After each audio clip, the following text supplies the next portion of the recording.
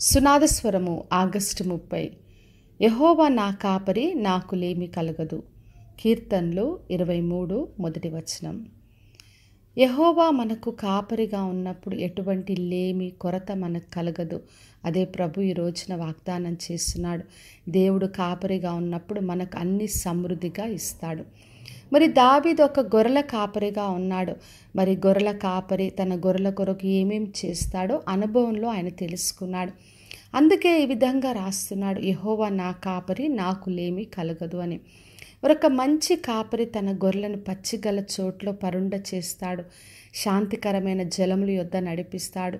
ప్రాణమునకు సేద తీరుస్తాడు.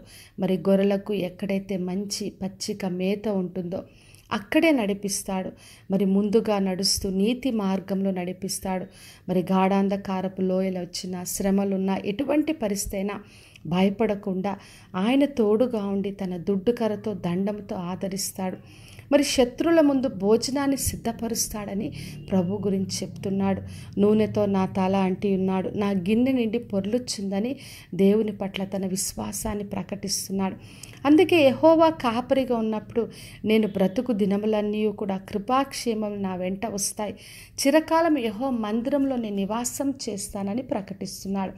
మరి దేవుడు మనకు కాపరిగా ఉన్నప్పుడు బ్రతుకు దినములన్నిట్లో మనం కృపను, క్షేమాన్ని చూస్తాం. కాబట్టి నిత్యం ఆయన మనకు కాపరిగా ఉండి నడిపించాలని ప్రభువును మనము ఆశ్రయించాలి.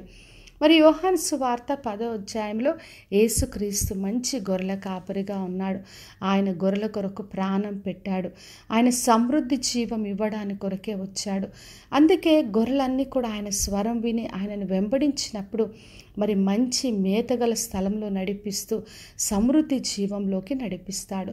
కాబట్టి నా ప్రియ సహోదరి, సహోదర, మన దేవుడు మనకు మంచి కాపరిగా ఉన్నాడు.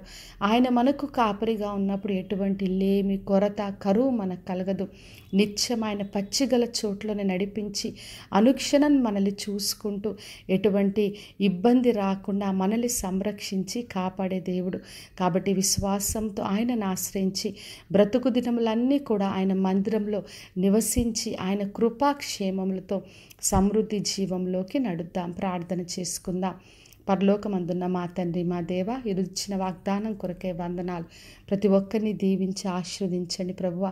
మీరే మంచి కాపరిగా ఉండి ప్రతి ఒక్కరికి మీ సమృద్ధి జీవాన్ని దయచేసి అందరినీ కూడా దీవించమని యేసు నామములో అడిగి వేడుకొంచున్నాను తండ్రి, ఆమెన్.